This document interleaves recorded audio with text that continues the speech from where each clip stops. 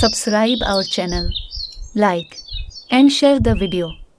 चमकीली, मैं बहुत खुश हूँ। तुमने एक अंडा दिया है। अब तुम अपने अंडे को छोड़कर कहीं मत जाना। इस अंडे पर बैठी रहना।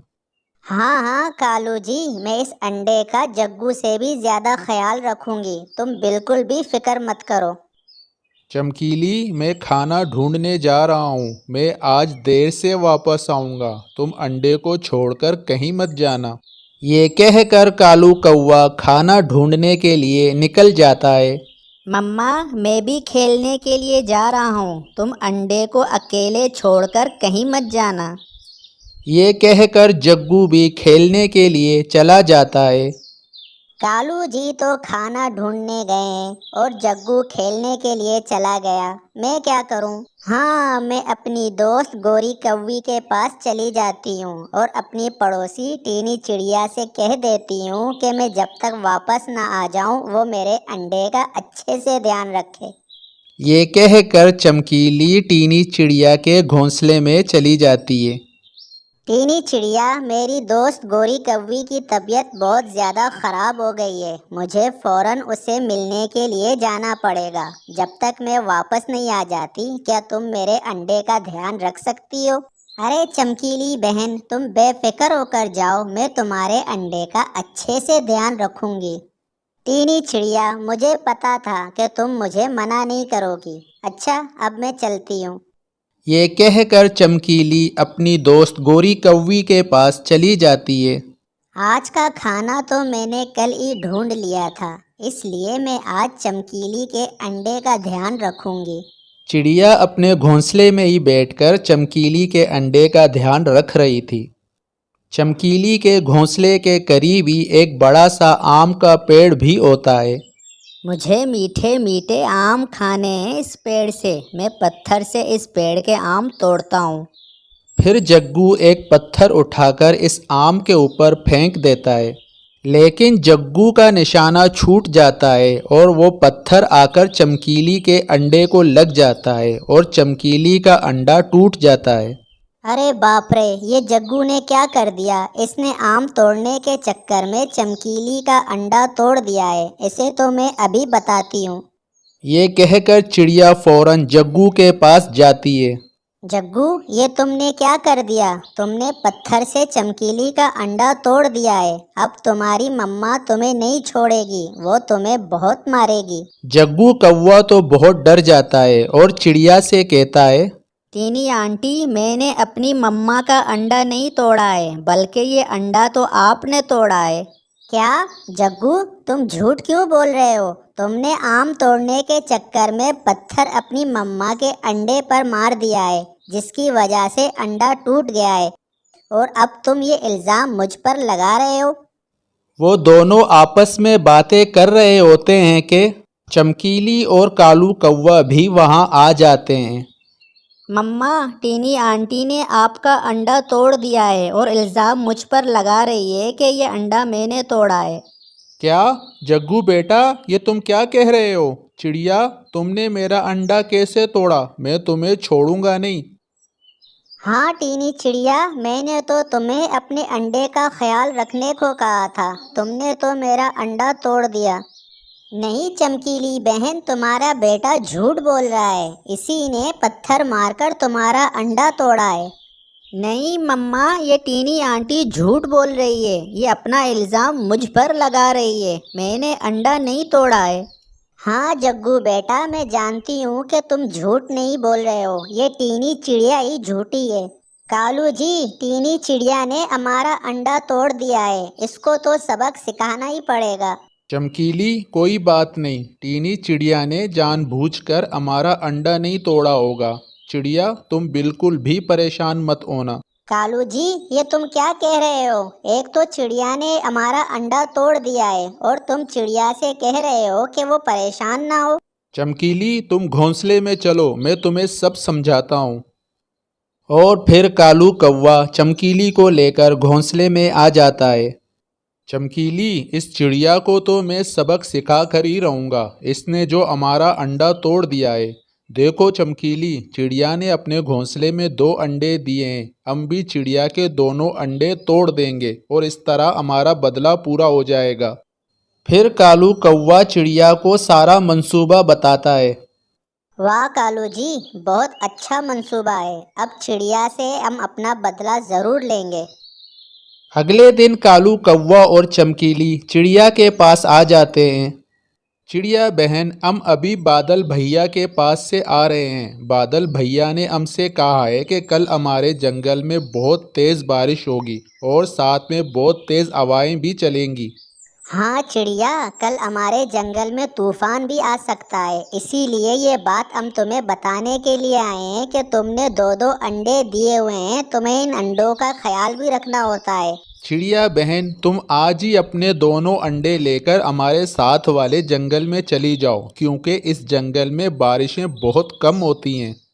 अच्छा कालू भैया, तुम दोनों का बहुत बहुत शुक्रिया जो तुम दोनों ने मुझे ये बात बता दी, वरना तो कल तेज बारिशें और तेज हवाओं की वजह से मैं अपने अंडों से आध धो बैठती। अच्छा, क्या तुम तीनों इसी जंगल में रहोगे?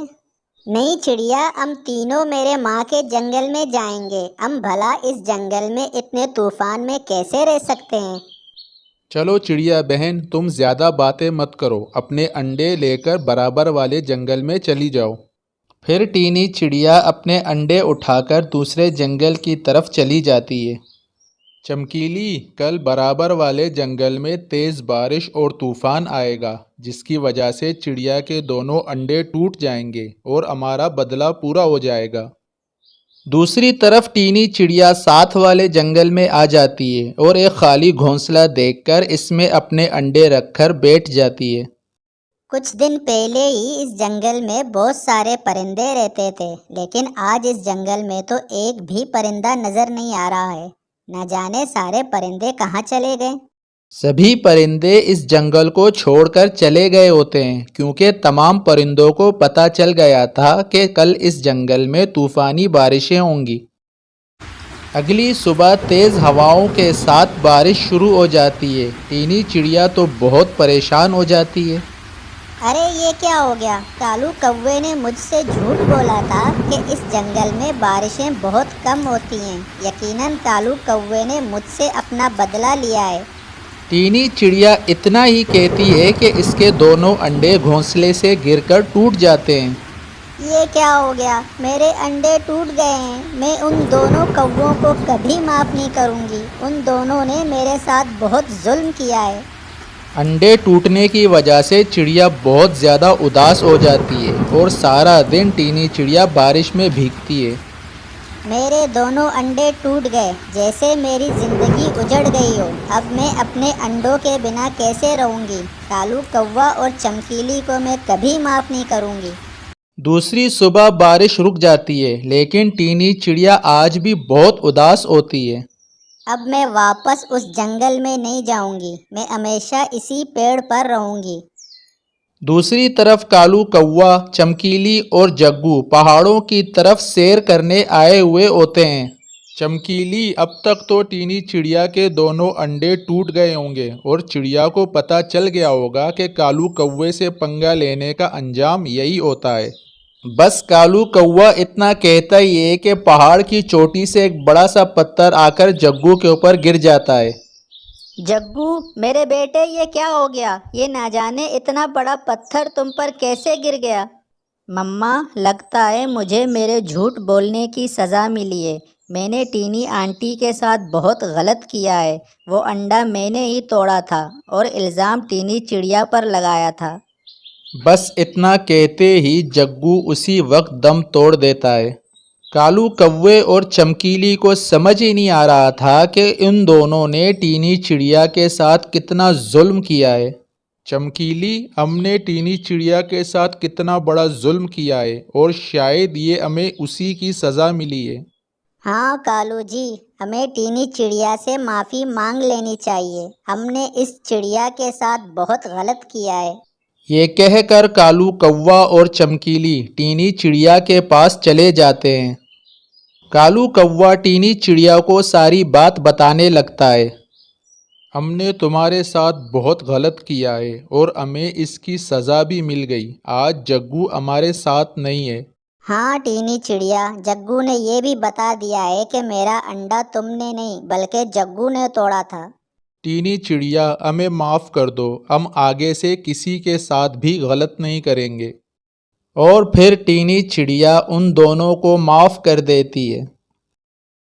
इस कहानी से हमें ये सबक मिलता है कि अगर हम किसी के साथ गलत करते हैं तो एक ना एक दिन हमारे साथ भी गलत होगा। एक जंगल में एक बड़े से दरख्त पर 3 फैमिलियां रहती थीं।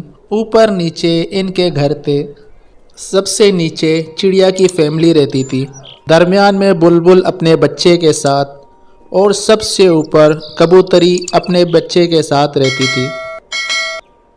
ये सब एक दूसरे से मोहब्बत करते थे और अपने पड़ोसियों का ख्याल भी रखते थे। रोज़ाना शाम के वक्त ऊपर वाले हिस्से पर बड़े बैठकर आपस में बातें करते, जबकि बच्चे दरख्त के नीचे ज़मीन पर खेलते कूदते थे। एक दिन उनकी हंसती मुस्कुराती ज़िंदगी में अचानक से एक मुसीबत आ पड़ी। हुआ कुछ यूँ कि सर्दी का मौसम था। रोज़ाना की तरह बड़े बातें कर रहे थे और बच्चे खेल रहे थे। कौवों का एक झुंड बड़े दरख्त के पास आ निकला।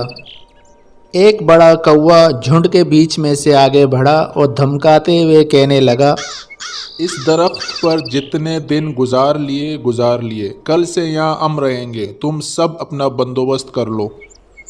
पास ही दूसरा दरख्त है, वहाँ कोई नहीं रहता। तुम सब अपना घर वहाँ जाकर बनाओ। हाँ हाँ, ये भी कोई इंसाफ है। अपना घर बनाओ, दूसरे का उजाड़ो। बुलबुल और कपूतरी ने चिड़िया की हाँ में हाँ मिलाई। मुझे कुछ नहीं पता। तुम्हारे पास कल शाम तक का टाइम है। अपना बंदोबस्त कर लो, वरना घर तो क्या सर भी नहीं बचा पाओगे। ये कहकर कौवे वहाँ से चले जाते हैं। शाम से रात हो गई, उजाले से अंधेरा हो गया था। बच्चे बेफिक्र होकर सो रहे थे, लेकिन वालिदैन परेशान थे। बड़े परेशान अपने लिए, अपने बच्चों के लिए, अपने घर के लिए, इसलिए जाग रहे थे। बताओ अब क्या करना है। मेरा तो बच्चा भी छोटा है और घर बनाते बनाते 1 हफ्ता लग जाएगा। यहाँ रुके तो कौवों के हाथों मरेंगे, चले गए तो सर्दी की वजह से मरेंगे। लेकिन ये कबूतरी कहाँ है? कहीं वो घर और हमें छोड़कर चली तो नहीं गई? पता नहीं, मगर इसका बच्चा तो यहीं पर है। अगले दिन शाम को कबूतरी वापस लौट चुकी थी और इसके आने के कुछ ही देर बाद साथ ही कौवों का झुंड भी फिर आ निकला। देखो तो सही, ये लोग अभी तक यहीं पर है। लगता है तुम्हें जीने से ज़्यादा मरने का शौक़ है। लेकिन ये क्या, कबूतरी और इसके पड़ोसियों के चेहरे पर कोई परेशानी नहीं थी। ऐसा महसूस हो रहा था कि जैसे कुछ हुआ ही नहीं। कबूतरी मुस्कुराते हुए कहने लगी, हम ना मरेंगे ना यहाँ से जाएंगे। तुमने क्या समझा था कि हम अकेले हैं, कमज़ोर हैं? तुम हम पर जुल्म करोगे और हमारे घरों पर कब्ज़ा करोगे? ये देखो, हमारे दोस्त यहाँ मौजूद हैं, हमें कभी अकेला नहीं छोड़ते। इसके बाद एक तरफ से एक बड़ा शाहीन निकल आया और दरख्त पर आकर बैठ गया। क्या मसला है? कमज़ोर क्या देखे कि हमला कर दिया? अब मैं तुम्हें बताऊं ताकत का मतलब क्या होता है। अरे नहीं नहीं, ऐसी कोई बात नहीं। हम तो बस ऐसे ही मजाक कर रहे थे। घर इनका है, दरख्त इनका है, हम यहाँ से चले जाते हैं। बस आप गुस्सा ना हो। कौवों की तरफ से पहुंचने वाली मुसीबत को दूर करने पर कबूतरी और उसके पड़ोसी चिड़िया और बुलबुल शाहीन का शुक्रिया अदा करते हैं। प्यारे दोस्तों, इस कहानी से हमें सीखने को मिला है कि किसी कमज़ोर पर जुल्म न करें, और अगर कोई जुल्म कर रहा हो तो जालिम को जुल्म करने से रोकें और कमज़ोर की मदद करें।